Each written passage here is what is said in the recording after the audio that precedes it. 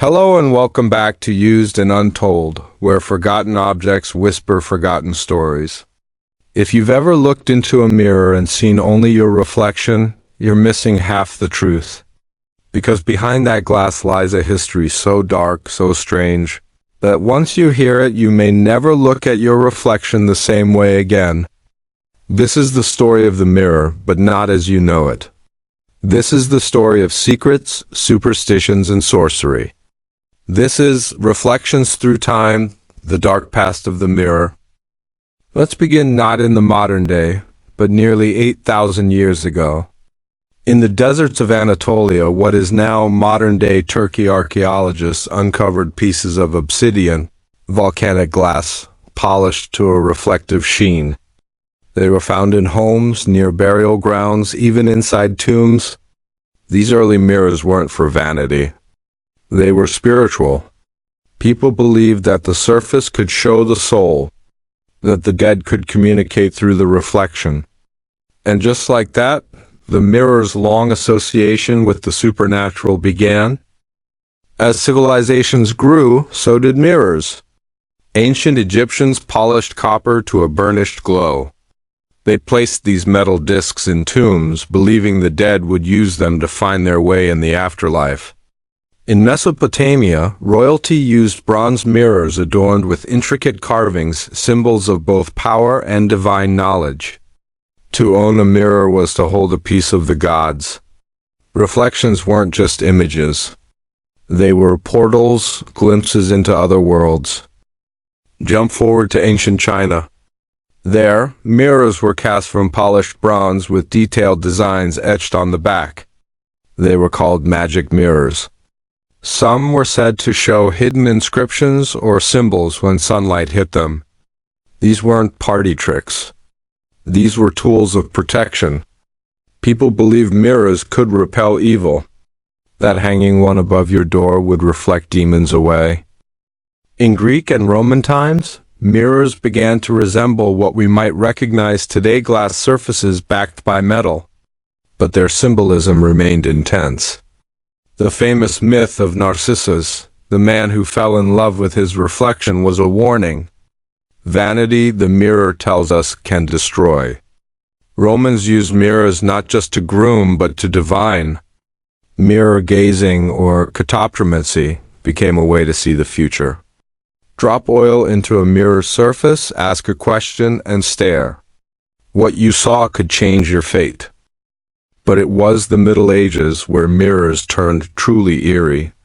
By this time, the church had become powerful. And with it, fear of the mirror's magical past. Mirrors were sometimes banned in monasteries. Why? Because it was said the devil could speak through them. To stare too long was to invite temptation or worse, possession. In rural Europe, it became common practice to cover mirrors when someone died. Why? So the soul wouldn't get trapped in the reflection. Witches, they said, used mirrors to cast spells, to summon spirits, to curse. There are accounts of scrying, a form of divination where witches or magicians would stare into darkened mirrors for visions. Even Dr. John Dee, the famous advisor to Queen Elizabeth I, used a black obsidian mirror to communicate with angels. That mirror now sits in the British Museum, and yes, it's from Mexico. A mirror of volcanic glass, just like in ancient Anatolia. The circle had come full. As Europe entered the Renaissance, mirrors became luxury items. Venice perfected the technique of backing glass with tin mercury amalgam, producing the clearest reflections yet. These Venetian mirrors were so prized that the techniques were state secrets. Spies were executed. Workshops were guarded. But even these exquisite objects retained their air of mystique. It's said that in the French court of Louis XIV, mirrors lined the Hall of Mirrors at Versailles not just for grandeur, but to intimidate, to reflect power, to dazzle, but also to surveil. You could never be sure if someone was watching. Even in literature and folklore, the mirror held its uneasy place. Snow White's evil queen asked her mirror to confirm her beauty, but what was the mirror truly reflecting? Truth? Ego? Or a deeper darkness? Mirrors don't lie, they say, but they do choose what to show. In the 19th century, photography arrived, and with it, new fears. People noticed how unnatural they looked in early photos. They blamed the mirror. "That's not how I look," they'd say. Was the mirror lying, or was it the camera? Which reflection was real? Victorian ghost stories often included haunted mirrors, stories of people trapped inside, of faces that didn't match the viewer, of reflections that moved when no one else did. Science, of course, had explanations. Parallax, optical illusion, mirror silvering. But the fear persisted. Even today, you'll find urban legends about Bloody Mary, the spirit said to appear if you chant her name before a mirror in the dark. Why mirrors? Because we believe they hold more than our faces. They hold possibility, memory, guilt. Fast forward to now.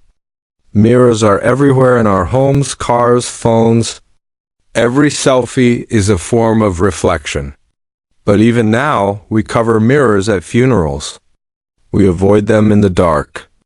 Some people refuse to have mirrors facing their beds. Feng Shui warns that they bounce energy around. Too much reflection, it says, disturbs the soul. So the next time you glance into a mirror, ask yourself, what do you really see? Is it just your face, or the weight of centuries staring back? From Obsidian rituals to royal deception, from divine tools to ghostly traps, the mirror is no simple object. It is a vessel, a veil, a witness. Thank you for watching Used and Untold. If you found this story as haunting and fascinating as we did, make sure to like this video, subscribe to our channel, and share it with someone who still believes mirrors are just glass. Until next time, keep looking closer. The ordinary hides the extraordinary.